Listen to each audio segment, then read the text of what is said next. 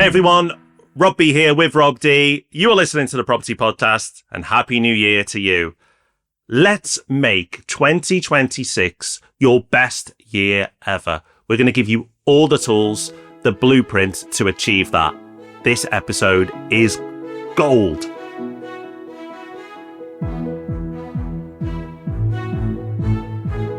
Welcome to the Property Podcast. In case you don't know, we run a company that buys more than £100 million worth of property every year for our clients. You can find out about that at propertyhub.net/invest.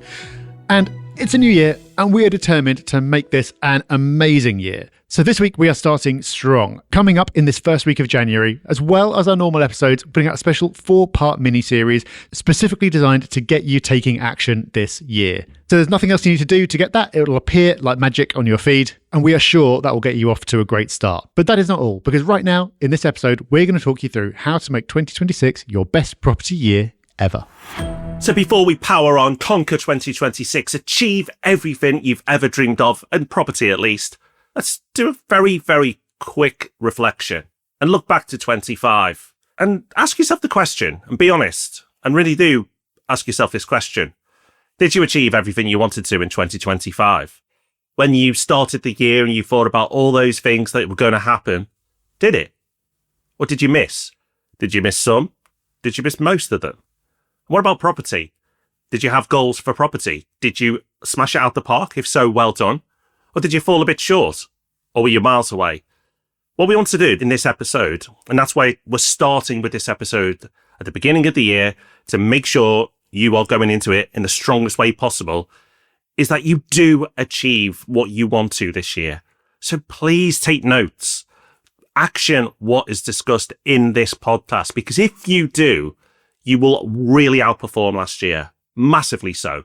And yes, we're going to be talking about property, but as you know, Rob and I stray into different areas of lives because we are humans, not just property machines. We're not there yet. Maybe the machines will take over. But for now, you're still dealing with these two humans, and this can be applied in all areas of your life. It will make sense how.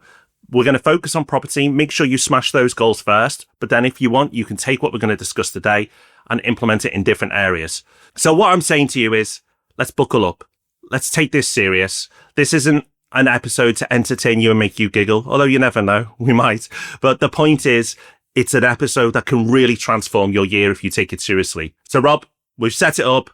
We've made the big claims. We've got everyone locked and loaded and serious about what we're going to discuss. Where are we starting? Okay, let's go. So the first thought to take into this year is that conditions will not be perfect, but they're plenty good enough.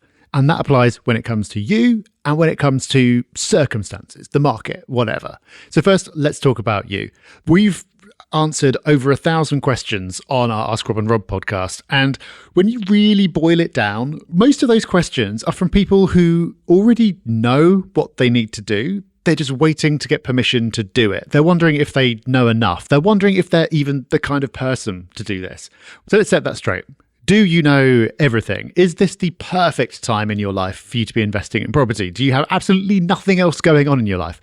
No, but that's never going to be the case. If you want to make it happen, you can make it happen. And either you do already know enough, or you don't, in which case, okay, you set yourself the first few months of the year to go and get yourself ready. If you wait for your knowledge and your situation to be absolutely perfect, then 2026 will be another year that just passes you by, and so will 27, and so will 28, because that situation never happens. The people who've already built successful portfolios started when they didn't feel ready and when times weren't perfect. So stop waiting for perfect when it comes to your situation. And also, Rob, stop waiting for perfect when it comes to the market.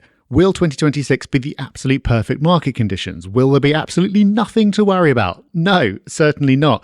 But I think, Rob, that 2025 taught us a really valuable lesson in that regard. 2025 was such an easy year not to invest because you had all the reasons not to invest. All the news reports, the sentiment, how everyone felt about the economy, how everyone felt about the world economy, how everyone felt about world stability. Because of that sentiment, the deals were incredible. And you know what? You might still be able to do that in early 26. But 2025 was a standout year for property deals. Yet, most people would have held back. Now, you are listening to this podcast, so you may have got ahead of those people, and you may have been brave enough to put yourself beyond the noise. But it was not a bad year. In fact, as I've said, it was a great year. And even if you look at one of the worst times in recent history to invest in property, which was January 2008, so right before the financial crisis kicked in, one of the worst times in history ever to invest in property, how long did it take you to get back ahead? 6 years. In only 6 years, you were back ahead. And what happened during those 6 years? You collected rent. So it wasn't like you were punished during those 6 years. You were paid, and then after 6 years, you were back again. In the worst time, in the worst month, not the worst year, the worst month of the worst year, you were back ahead after just 6 years. Now, what are the chances that you are going to invest in the worst month of the worst year in a once-in-a-lifetime type event? Very, very unlikely. There are lots of months and a lot of years. And last year showed that there'll always be good reasons out there to not to invest, whether external, the market, or internal, you. But if you push on, you could do very well. And that's what a lot of people did last year. Don't be making that same mistake in 12 months' time. Life is full of stories. The stories we tell each other and the stories we tell ourselves. And stories are great because they can make us feel comfortable with who we are, what we're doing, and what we've achieved or haven't achieved. And you will tell yourself stories this year. Oh, I can't because of, doesn't matter what the rest of the sentence is. That's your story.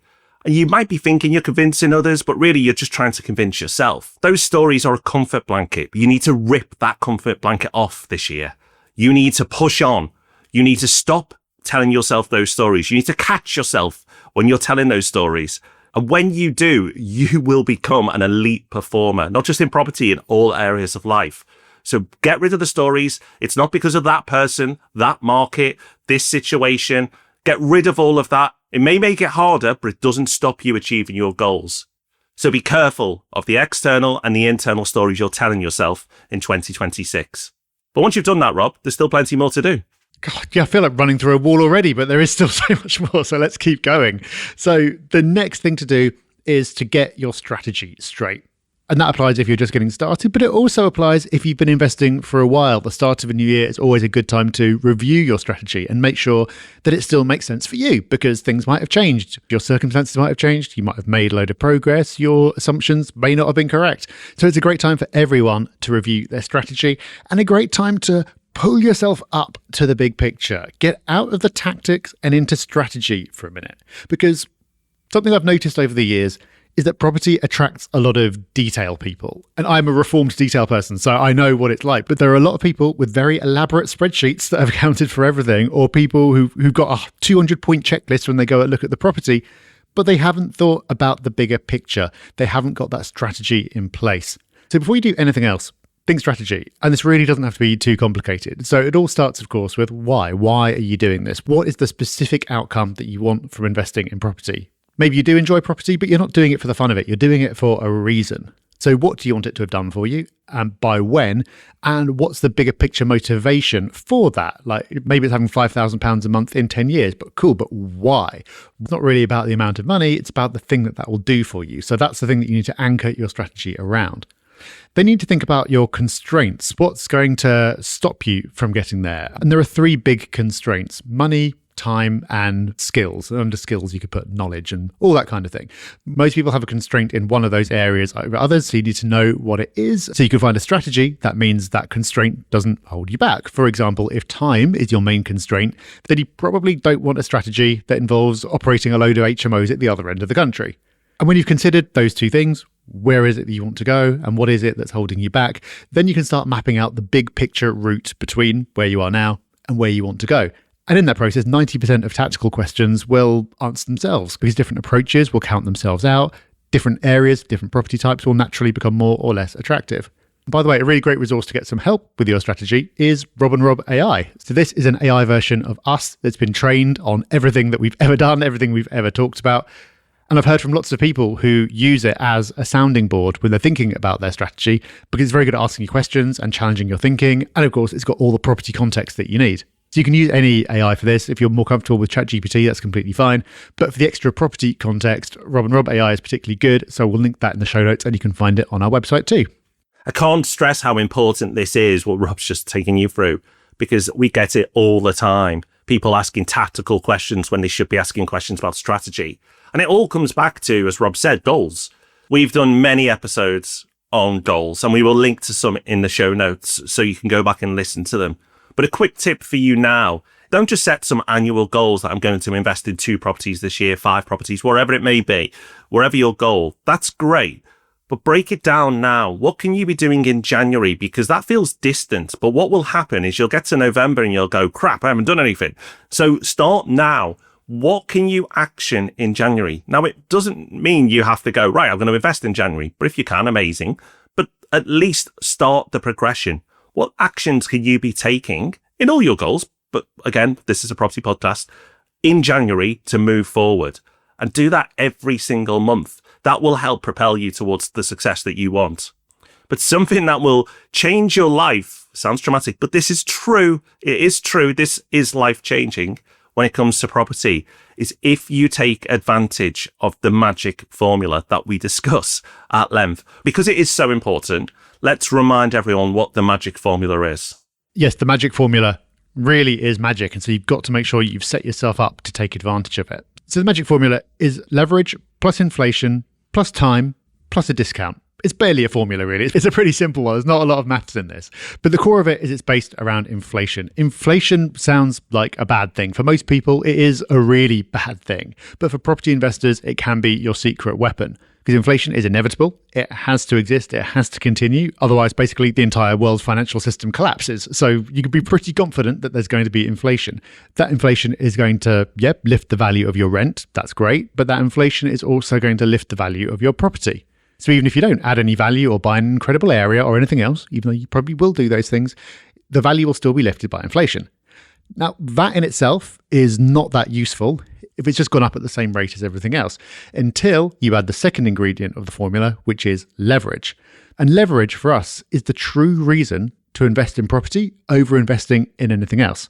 Because you can put in just a small amount of the money to buy the property, say 25%, but then you make 100% of that inflationary gain. So I won't get bogged down in the maths of this now. We've actually got a webinar about this, which you can watch on demand whenever you want, so you don't have to wait for it to go out at a particular time. But we'll link to that in the show notes. It'll take you through this idea. The effect that this has on your wealth is phenomenal. But it's only phenomenal if you apply the third ingredient, which is time.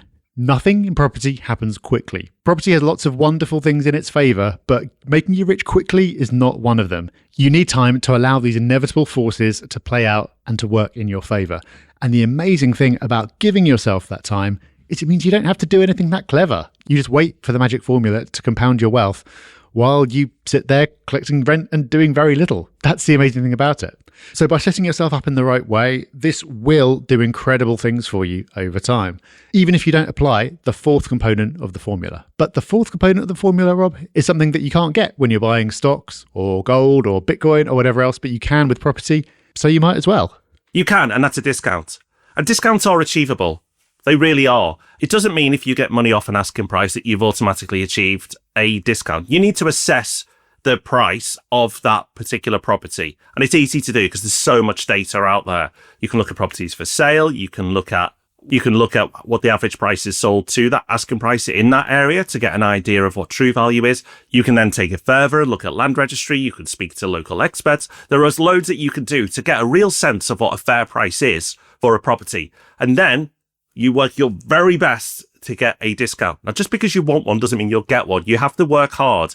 Why would people just give you a discount for the sake of it? You need to be placing yourself to take advantage of situations that occur, whether it's a developer that needs sales or somebody needs to move on from their house quickly, wherever it might be.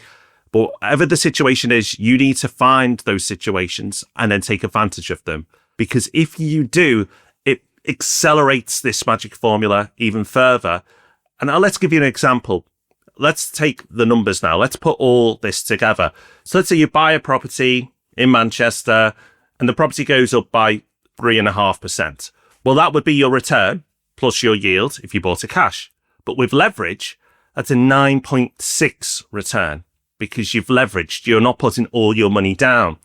But then when you add a discount of, say, 8%, that then takes the annual return to 12.4%. And then when you're picking a better area, so your average return goes up as well, it can then be a 15% return. And remember, none of this includes rent. Now, you may be going, well, give me exact numbers here, Rob. We've talked about the magic formula in the last 12 months, and we'll link to it in the show notes so you can really get into the numbers. So trust me for now, and go and validate it by listening to that podcast. But that is life-changing. The difference between a 3.5% return to a 15% return before rent, remember, this is not including rent, they are life-changing numbers. If you compound that for just a few years, your world financially is going to change dramatically. And that's why we are such strong advocates of this, because it is possible. This isn't a secret, although people probably would charge for this information because people like to do things like that. But it's not a secret. The info is there. We'll point to the resource so you can deep dive into this even further. But it's there. So if it's there and it's possible, why would you not do it in 2026? Okay, so we've set the table. We've got rid of the excuses. We've talked about strategy. We've laid out the magic formula. But now let's get down to action. What should you actually be doing in 2026? Well, let's talk about whether you're just starting out or whether you've already started and you're just building on what you've got. We'll talk about both of those situations. If you're starting out, then I think it's really, really simple. You just start. If it's something you've been thinking about for a while, you just commit, as we talked about, make this the year that you make it happen and make it happen. But importantly, with the context of everything that we've just been talking about, don't approach this with a view to, right, I'm going to buy a property and that's it. See that bigger picture so you know that property one is just the start. You appreciate that property one in itself is not going to change your life, especially within just a few years. And so make sure you don't hit that point and then stop. Hit that point, yep, celebrate, but then keep going and make sure you've got a plan to keep that momentum going. So even if you don't have the cash to buy again straight away, which most people don't, make sure you stay active, stay engaged, and have a sense of where you're going. So that's if you're just getting started. But what if you've been in property for a while? What if you've got a portfolio already? Well, then it's partly up to you. It depends what else you've got going on in your life. It depends what's got your focus. But you're here at the start of your new year listening to this episode. So I imagine that property is somewhat on your mind. If that's the case, then 2026 could be your year to make property more of a priority, to put your foot down a little bit. Because when you're building a portfolio over the long term, most people are not super active all of the time. Most people drift in and out. They have periods when they're really active in property and periods when other things take priority. I know this from speaking to lots of listeners. People have a property phase and they drift away for a bit. Then they go, oh, this did really well for me. Then they come back and they do a bit more. That's completely normal. So if you've been in property for a while, if you've been listening to the podcast for a while and you haven't been super on it all the time, you're not doing anything wrong. That's completely normal. But Rob, if you're not where you want to be yet, if you've got more to do, and you're wondering if now is the time, then based on what we know and based on what we've seen for last year, 2026 could be a very good year to get more active and get more serious. Well, let's look at what's at play here. We have a lot of noise as we go into 2026 around the property market and the economy and the world economy, actually. But then we look at what happened. Most markets around the world did okay. The UK property market grew slightly. Nothing to write home about, but if you apply the magic formula, that is something to write home about. But what was incredible, because of that sentiment, there were great deals to be done.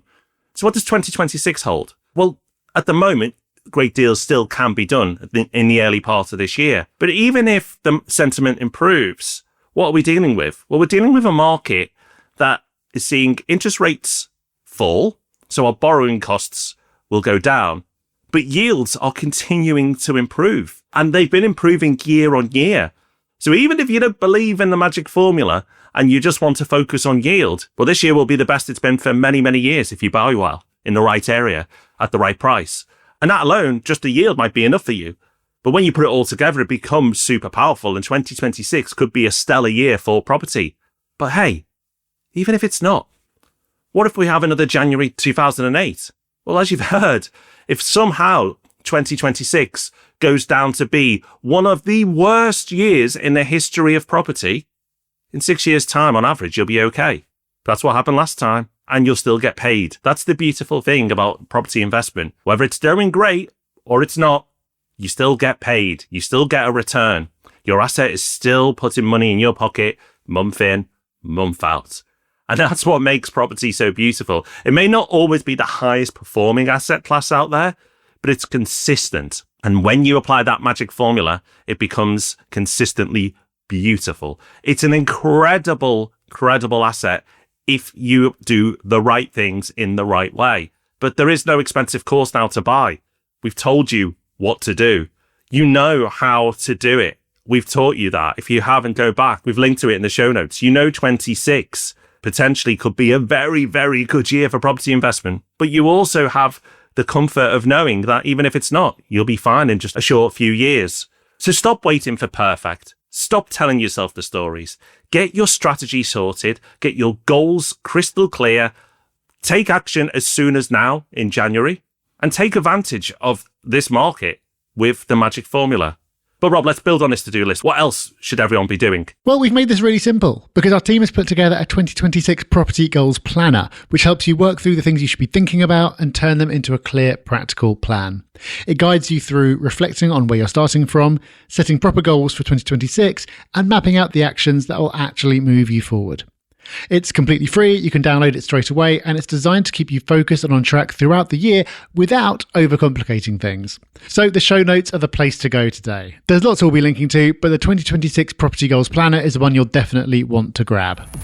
It's time for Hub Extra now, and this Hub Extra, I think, is the perfect Hub Extra to kick off your year. It's a poem. Long-time listeners and regular listeners of the podcast will know I've shared a couple of poems in the past, and actually I've had really nice feedback whenever I've done that. So I wanted to share another one because I think this poem could really be useful for people during this year. Because yes, you should push forward. And yes, you've got that new year energy, hopefully.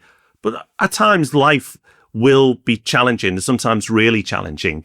And this poem by Lucas Jones, I thought was beautiful. Really well put together. We'll link to his social profiles and you'll be pleased to hear I won't be reading this one out. We'll play his audio in a second. But remember, the highs are there because you've experienced the lows. The lows are the tough parts, but then it helps you understand how amazing the great parts are because you've been through the challenge. I talked about stories earlier. Well, we go on our own hero's journeys through life. And I thought this poem was beautifully put together to express that. I'll pass it over to Lucas Jones now so we can read it to you. I met God at the supermarket. He said, "You right?" I said, "Yeah, you?" He said, "What's in your mind?" I said, "Just getting some food." But I think you could tell because I looked kind of sad. He said, "Go on and ask." I said, "Why are things bad? Like, why is it hard? Like, sometimes it's like, oh my God, is this it? Because I can tell you, but you won't like the answer." I said, "Don't give me riddles, man. I'm not saying maths." He said, "Fair enough, I'll give you straight. You know, in a film or story or play, the bit where you think it's all there's no way the league can survive, and then suddenly, yay, something good happens, and then they're okay and learn something new and true on the way." Well, it's basically that. You'd be bored without this. You wouldn't know what the good bit is. Like, what, just a film about someone who's fine and then nothing happens and wow, that's alright. He said, "Trust me, I've tried it, but before you were born, but no one was rich and no one was poor and no one was cold, just happy and warm, and it was so they all went to war just to find reasons to feel something more. So now it's like this, you hit then you missed and hit and then win, you know, that kind of thing. You could tell by my face I was still kind of... So I tried to tell you won't like the gift. I said, "When does it end?" He said, "Oh, 5 minutes." I said, wait, what? Just got so much to give. Just give me more time. I'm sorry, forgive. My dreams are undreamt, lost words on my lips. I missed all the sunsets and cliches and loving my love and time with my kids. And then he goes, "Did someone find reason? Look forward to something of faith that there's meaning." I went, "Oh no, you got me, you said, "Here's your time back now and live." Well, how's that for a start to 2026? Hopefully we've got you inspired. We've told you exactly what you need to be doing to make this your best year ever. What more could you want? Oh, a 4-part series over the next week. Yep, we've got that for you as well. So keep checking the feed because we are determined that 2026 is going to be an amazing year for you. So we're throwing everything at helping you to make that happen. So all of that coming up. Have a great start to your January and we'll see you very soon. Bye-bye. Bye-bye.